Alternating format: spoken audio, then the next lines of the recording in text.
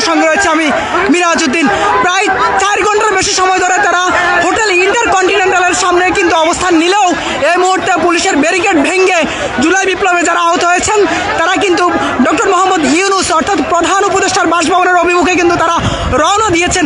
তাদের দাবি উন্নত চিকিৎসা এবং পূর্ণ বাসস্থান এবং এছাড়াও রাষ্ট্রীয় যে স্বীকৃতি সেই স্বীকৃতির দাবিটাই কিন্তু তারা গতকাল মধ্যরাতে কিন্তু শ্যামলী পূর্ণ পঙ্গু হাসপাতালের সামনে কিন্তু তারা অবস্থান নেয় এবং তারা আজ সন্ধ্যা 7টার সময় যমুনার অভিমুখে কিন্তু তারা রওনা হয়ে হোটেল ইন্টারকন্টিনেন্টালের ঠিক সামনে যে মোড়টি রয়েছে সেখানে কিন্তু তারা অবস্থান নিয়েছেন এবং এই মুহূর্তে তারা পুলিশের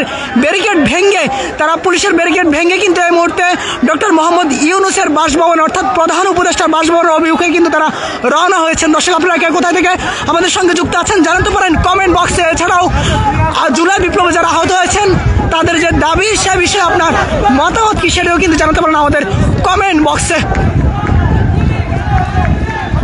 দর্শক একটু যদি দেখানোর চেষ্টা করি, তারা এই মুহূর্তে পুলিশের ব্যারিকেড ভেঙে আমরা যেমন দেখতে পাচ্ছি বাংলাদেশের সেনাবাহিনীর সদস্যরা কিন্তু এই মুহূর্তে তাদেরকে চেষ্টা করছেন যাতে করে ভিতরে প্রবেশ না করতে পারে, কিন্তু চেষ্টা করছেন পরিবেশ নিয়ন্ত্রণে আনার জন্য, কিন্তু এখন পর্যন্ত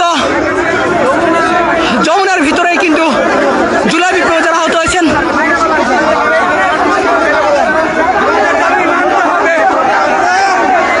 যেমনটি দেখতে পাচ্ছেন বাংলাদেশ সেনাবাহিনীর সদস্যরা সেনাবাহিনীর ব্যারিকেড ভেঙে কিন্তু তারা ঢুকে পড়ছেন।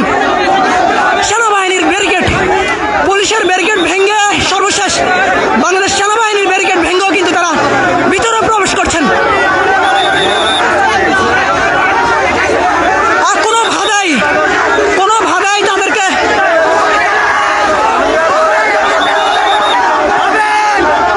সেনাবাহিনীর ব্যারিকেড ভেঙে এই মুহূর্তে ডক্টর মোহাম্মদ ইউনূস অর্থাৎ প্রধান উপদেষ্টার বাসভবনের অভিমুখে রওনা হয়েছেন জুলাই বিপ্লবের আহতরা। দর্শক যেমনটি দেখতে পাচ্ছেন বাংলাদেশ পুলিশের পাশাপাশি সেনাবাহিনীর ব্যারিকেডও ভেঙে ফেলেছেন জুলাই বিপ্লবের আহতরা।